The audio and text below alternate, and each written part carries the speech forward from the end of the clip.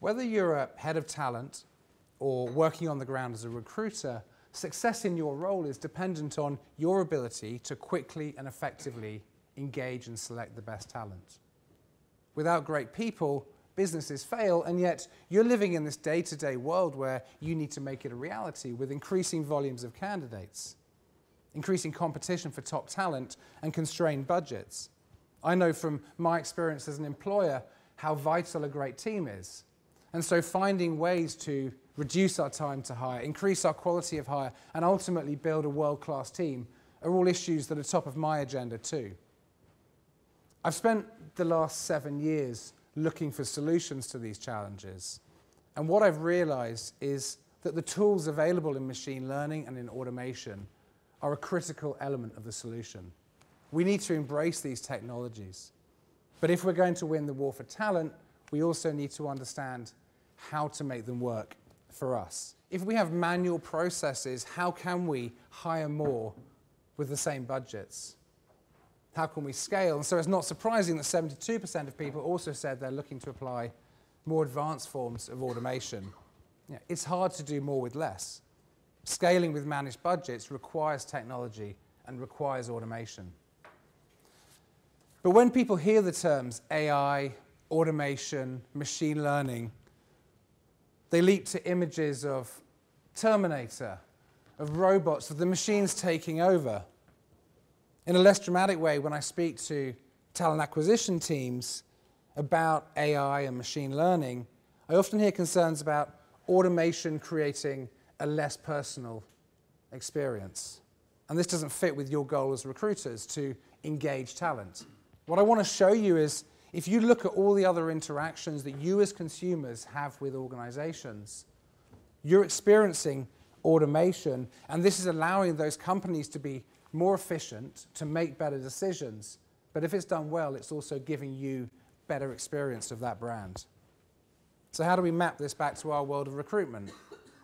Well, the case for automation is the same. We need efficiency.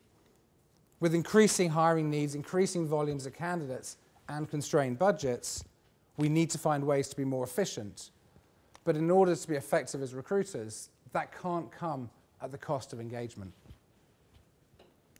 But this isn't a new idea. And yet recruitment teams still find themselves doing repetitive tasks, spending too much time screening, assessing, scheduling, telephone interviewing. And in high volume roles, it can be impossible to keep up, and some candidates never hear back. These manual steps also slow down the process, and that can lead to loss of candidates, but not necessarily the right ones. And it's hard to scale to fluctuating hiring needs if you need to add people to perform more manual processes. How are you going to bring the people on board? How much is that going to cost? As recruiters, you also face another challenge when looking at making decisions at volume. We got a government grant about 3-4 years ago to look into unconscious bias, inconsistencies, and how recruiters make decisions about people. And I'm going to share just a few quick insights from it, because I think it helps show the problem that we need to solve when we're looking at making decisions about people at volume. This graph here is showing the average score that's given to candidates by reviewers against the time of day. And what we see is there's a 20% drop at lunchtime. This doesn't mean every candidate's going to get a lower score at lunchtime. It just means when we look at in aggregate that this is what's happening. This is the pattern. And this correlates to research that was done in Israel looking at sentencing decisions by parole boards. What they found was at lunchtime, more severe sentencing decisions were given. It's crazy. These are people's lives that we're talking about, and yet it seems to be connected to whether someone's had a sandwich. This is looking at different scores, different distributions of scores given by different reviewers. On the right, you've got a reviewer who's consistently giving 5s on a 5-point scale. On the left, you can see someone who has got a better distribution, and we'll consistently see people with consistently low scores being given. So who scores a candidate matters. We see that over time, as a reviewer reviews more candidates, their scores tend to go down. We calibrate.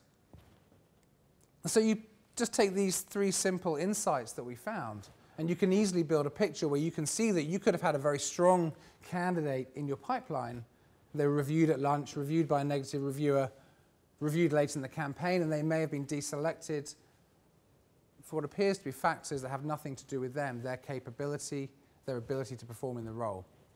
We even looked at inter-rater reliability. We worked with teams of volume recruiters and got different people to score the same candidates, same team, same training. And we found that in 50% of cases there was a significant difference between the scores that were given by different reviewers, and in 20% of cases those scores were either side of the pass mark.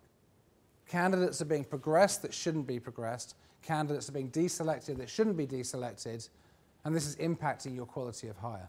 As I've mentioned already, we live in a world where your candidates, like you, are consumers, and they've come to expect fast online experiences.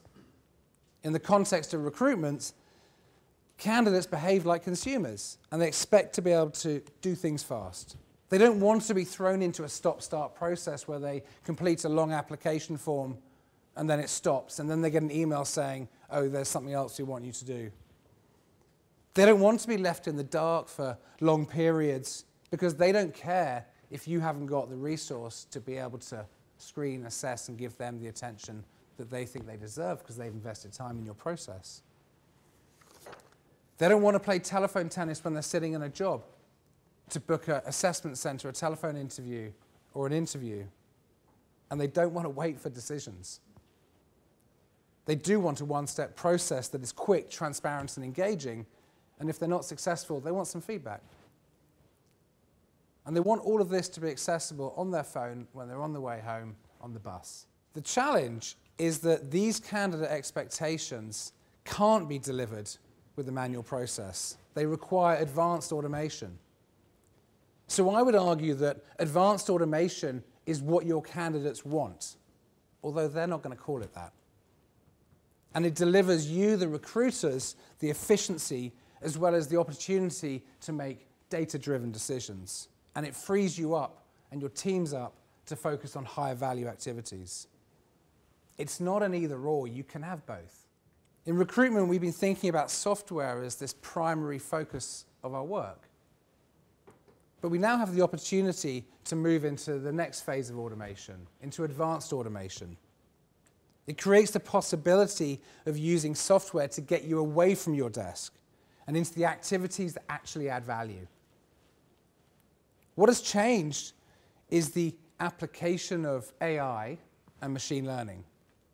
It's enabling the transformation of recruitment from a process of managing the workflow to seamless, fast talent pipelines powered by predictive analytics. And in the future, this is going to move further into prescriptive analytics, where the systems are able to free you up even more and highlight where there are issues and challenges so you can focus on making the process better. So that's a high-level description of the evolution of automation, but it doesn't really describe what it means in practice. What you'll observe as a recruiter is a confusing technology space, where there are a lot of different products that solve specific problems that you may or may not have in your workflow and the way that you're recruiting. I see this space as being divided into 2 types of automation tool. Those that automate manual tasks and those that automate decision making. And advanced automation, from my perspective, is when you combine the 2. I'm just going to share a couple of examples of advances that are happening in these specific tools that I find interesting. I think programmatic advertising is very interesting. This is an area that has developed or taken learnings from consumer online advertising and brought it into the recruitment advertising space. It's moved the advertising space forward from multi-posting, and some of the providers are applying machine learning to automate decisions about where you post jobs. The primary driver for this is cost. You can spend less. They will post jobs to free boards first, and they'll do pay-per-click and bid higher and higher to make sure you're getting the volume of candidates you need. The reason I think this is interesting, because a lot of the problems we work on with our clients is when they have too many candidates applying. You post a job on a job board and you get what you get. Whereas if you use tools like this, you're actually able to start to narrow the funnel at the top. Because the problems come when you have too many candidates. How do you screen them out in a way that's both valid, without adverse impact, and is effective? I also think the evolution of chatbots is interesting. I think there are points in the process. So chatbots are evolving, applying machine learning and natural language processing to understand context of questions that candidates ask. And it's interesting because there are points in the process where candidates, the research shows they don't want to talk to you.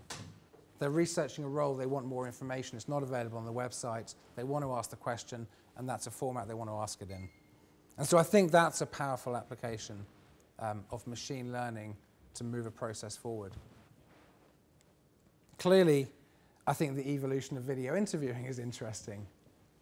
Video interviewing has been introduced and been around for quite a while as an automation tool, but I'd say a sort of first-gen automation tool. It replaces a telephone interview, it's more efficient, you can engage a wider pool of candidates because they can do it in their own time, not just when your team are at their desks.